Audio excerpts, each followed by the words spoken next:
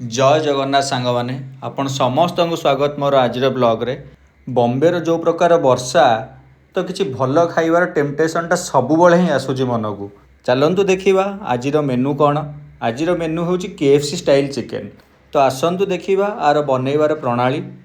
प्रथमे कौन कली ना कि बोनलेस चिकेन आनी से अदा रसुण पेस्ट टिके लुण टिके हल्दी सोया सॉस आउ मेन जिनस है लेंबू लेंबू चुपुड़ी या मैरिनेट करने रखी आटा अध घंटा ही छाड़ देती मु चिकेन मैरिनेशन है भितर आउ गोटे बैटर मिक्स भी तैयारी करा पड़ो मैदा कॉर्नफ्लोर आउ टे पेरी पेरी मिक्स जिते भाग में मैदा थी तार हाफ कॉर्नफ्लोर आउ से पेरी पेरी मिक्स मसाला। प्रथमे चिकेन टाक आणिकी जो मिक्स मसालाटा बनाई से गोटे कोट दबा तापर ताकू पानी रे टिके पोड़ेबा पानी रे पोड़े पुणी आउ थे कोटिंग करी भल भाव छाड़ी गोटे तार जाली उपर रखीदबा।